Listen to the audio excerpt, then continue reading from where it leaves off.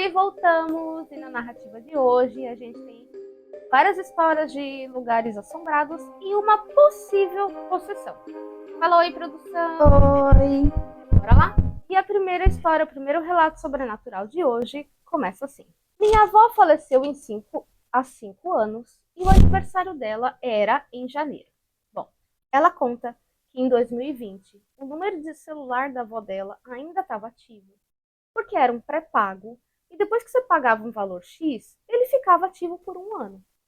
Então, nesse período, a avó dela já tinha falecido, mas o número estava lá e ia continuar lá até dar o tempo limite. Pouco depois da meia-noite do aniversário dela desse ano, minha mãe lhe enviou uma mensagem desse tal número que estava ativo, dizendo: Feliz aniversário, mãe. Quando foi perto da 1 da manhã, ou seja, uns minutos depois, ela não recebeu uma resposta. Pegou lá a resposta do mesmo número. Obrigada. Meu Deus. Aí elas foram vasculhar todas as coisas da avó, acharam o celular que obviamente estava desligado, sem bateria. Ela recebeu a resposta da mãe. É para ela Meu ficar Deus. feliz ou é para ela ficar com É. medo, hein? Me explica isso. Pois é. O segundo relato também é curtinho. E assim, ele fala que ele foi visitar o irmão e dormiu no quarto de hóspedes.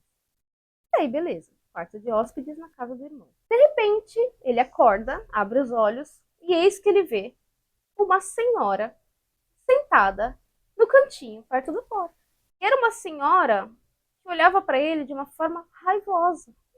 Imagina se acordar e dar de cara com uma veia sentada no chão, uma veia do além. E aí ele levanta, ele sai correndo, ele tenta abrir a porta e não vai, tá trancada. A maçaneta não vira. A maçaneta não vira. Se tivesse uma força sobrenatural que fica ali travando a maçaneta. Ele surta, ele faz o quê? Pula da janela e cai 2 metros.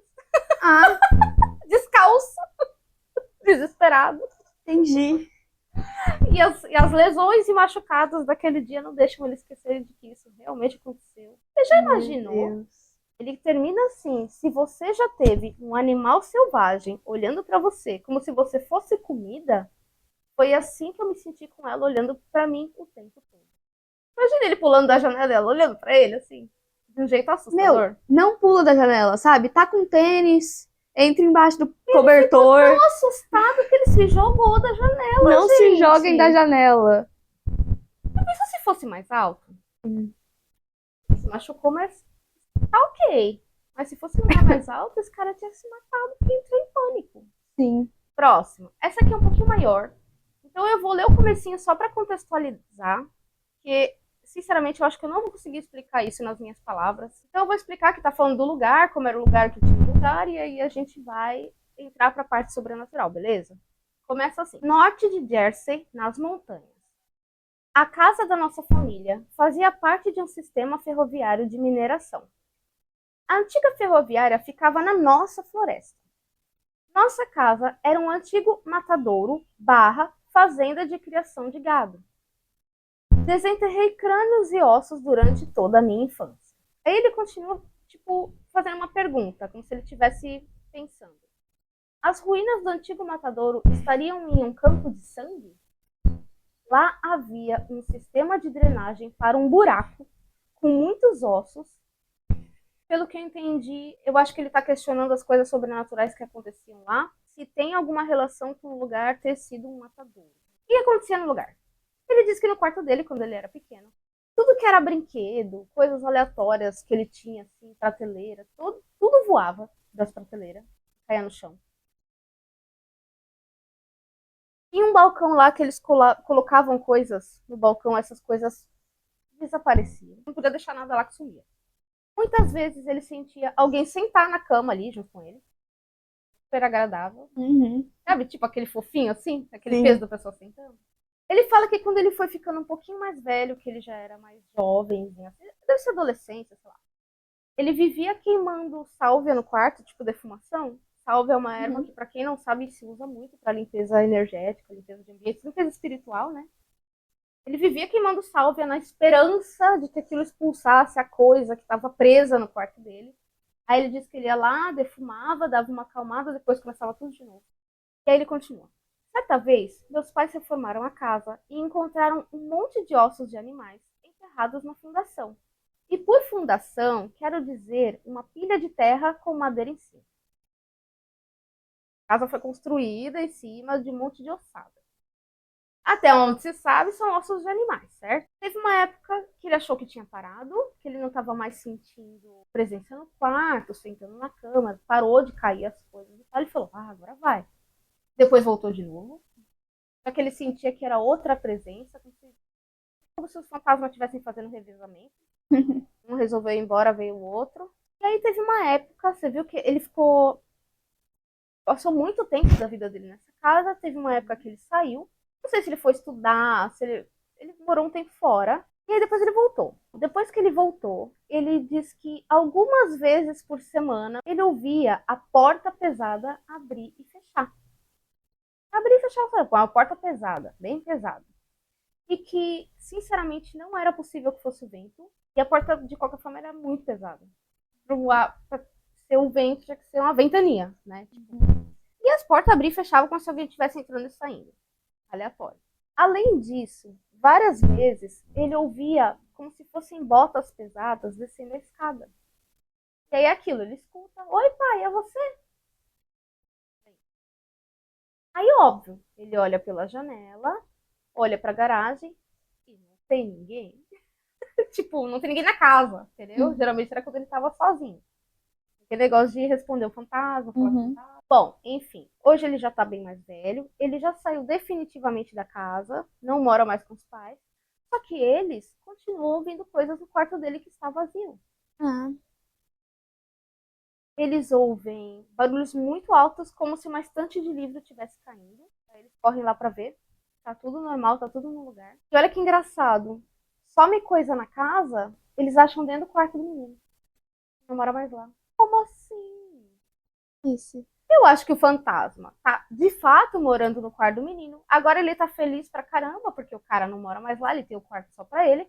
E não contente, ele anda pela casa, pega as coisas que ele quer e leva com ele embora pro quarto. Sim. Tem outra explicação pra isso? Fantasma cleptomaníaco.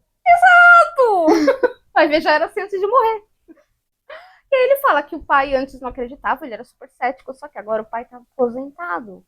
Ou seja, ele passa mais tempo dentro de casa. Então agora ele tá vendo as coisas que acontecem que antes ele não acreditava.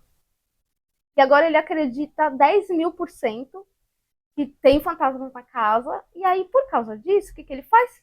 Fica batendo perna toda hora e deixa a mulher sozinha em casa, na casa, entendeu? Entendi. Ela não acha graça nenhuma, mas ele sempre inventa alguma coisa pra ficar na rua. Uhum. E ela fica lá sozinha com os fantasmas. Sim. Até então eu não acreditava em nada. Agora quando ele tem que ficar lá, né, que ele começa a ver as coisas, ó, vaza. Coitada, a mulher fica lá. E ele termina falando que ele não volta mais pra lá. E foi uma época assustadora. E ele, pelo que eu entendi, ele ficou bastante tempo morando lá. Ainda saiu, voltou de novo. E toda vez que voltava era essa patifaria. Não volta mais lá. E quando ele vai visitar os pais, ele não dorme na cama. E eu dormi no meu quarto, naquele quarto? Não. Nem pensar. Pode ficar, fantasma. Eu tava dormindo no hotel. Quarta história de hoje. Então, esse aqui é o seguinte. Eu vou querer a opinião de você que tá aí do outro lado e da minha produção. Se isso é um caso de possessão ou se a mulher só é doida mesmo. Tá? Vamos lá. Ela conta que a família dela tinha uma empregada doméstica. Não sei em que país se passou isso, não fala. Mas ela tinha uma empregada. E assim, toda vez que essa mulher limpava a casa, sumia várias coisas aleatórias. Desaparecia. E aí a mãe dela começou a ir atrás para tentar descobrir o que a doida que essa mulher estava fazendo. E ela descobriu, ela ia limpando, e aí ela olhava, tipo, coisas aleatórias. Tem, sei lá, um enfeite ali em cima da estante. A mulher catava, jogava no saco preto e largava em qualquer lugar aleatório, acabava indo pro lixo. Então toda vez que ela limpava, ela jogava várias coisas fora da cabeça dela. Aí a mãe vai conversar com a mulher. Queria saber por que ela tá jogando as coisas fora. Isso a mulher faz assim, aponta para trás, para as costas dela mesmo, e diz. Eu vou ter que ler, porque é impossível, eu não sei nem se eu vou pronunciar certo. Mas vamos lá. Kaki, diga. Saco, cal, ni, tapi, dia, minta, diga, bunu, camu. Quando eu li, eu falei, fala que minha amiga, o que você tá falando? Aí eu joguei no Google, porque pra entender o relato, entendeu? Tipo assim, no Google, a primeira vez que eu joguei diz que é idioma indonésio, na segunda vez diz que é malaio. Pelo que tá lá, são dois idiomas muito parecidos, mas não exatamente iguais, tá? Bom, ela continua o relato falando que a mulher apontou para trás, falou essa frase aí, que significaria algo como: eu gosto de você, mas ele está me pedindo para te matar. Eu não sei porque ela achou que só jogar as coisas da mulher fora resolveria. Entendi. Eu acho que ela pensou, calma, eu não vou matar ela, eu posso jogar as coisas dela fora? É o Não faz nenhum suficiente? sentido. Não. Aí a mãe ficou maluca, mandou a filha subir e o avô, vai tudo lá pra cima, vai pra cima, vai pra cima. Catou a mulher, jogou ela na varanda e começou a tacar água benta nela. E começou a tacar água benta e a mulher gritava como se estivesse endemoniada. Meu Deus. Maluca. Sabe, tipo o filme do Exorcista? Uhum. Mais ou menos isso. E joga água benta, depois a mulher acalmou. Aí chega o tio também, ficou maluco, o que tá acontecendo? Ficou muito bravo com a mulher. Moral da história. Ela foi demitida, tadinha. Depois ela ainda ligou, tentou pedir desculpas e tal, mas ela falou, tá, tudo bem, mas não vai rolar, entendeu? Maluquice. Maluquice. Por isso que eu falei, quando eu li, que eu vi esse idioma, eu falei, tá possuída, foi a primeira coisa que eu pensei. Uhum. Aí depois que eu vi que era um idioma que existe. Só eu que não, obviamente, não sei falar isso. Uhum. Eu falei, não, então ela pode ser só doida. Mas aí joga água benta. Ela surta, e aí? Ela é maluca ou tava possuída, obsidiada, sendo influenciada? Totalmente. O que você acha? O que você acha, produção?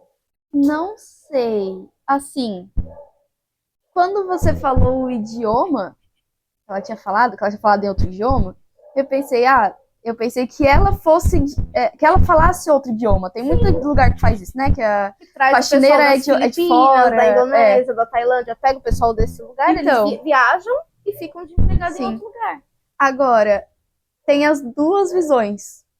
Ou ela falou outro idioma porque ela estava possuída, ou ela falou outro idioma para que o fantasma não entendesse o que ela estava falando. Entendeu? Pode ser. Meio que tipo, eu quero te contar, mas eu não posso te contar, porque ele vai saber que eu tô te contando, entendeu? Então ela fala em outro idioma, porque aparentemente a mulher entendeu. Ou então ela só, tipo, surtou porque a menina tava falando outro idioma. Eu achei que a mulher tivesse entendido. Então, o que veio na minha cabeça foi que ela falou em outro idioma pro fantasma não entender o que ela tava falando. É porque aqui não fala se eles entenderam na hora, quem entendeu, quem não entendeu. Se o idioma da empregada era o mesmo idioma da mulher que tá na casa, da dona da casa, da mãe dele, no caso, da mãe dela. Sim. Não sei. Pode ser que ela era uma maluca, falou, não, matar eu não vou. Eu vou jogar as coisas fora. Tá bom, assim. Não faz sentido. Ou pode ser que ela tava sendo influenciada mesmo, e uma hora ela ia... Não que ela tava possuída, mas que ela tava sendo influenciada de alguma forma, que nem aquela cena do cara com o fantasma no ombro. Do espírito, que o espírito tava grudado nela e, tipo, tentando fazer ela cometer alguma coisa, né? E ela tentou falar pra chefe sem fazer o fantasma entender o que ela tava dizendo, que não faz sentido, porque eu acho que o fantasma entende todo mundo, né? O fantasma entende tudo. Mas vai saber, né? Sei lá, eu acho que ela tentou. Dessa? Vai que ela achou que isso ia resolver, né? Isso foi o que eu entendi na hora, que ela falou outra língua de propósito.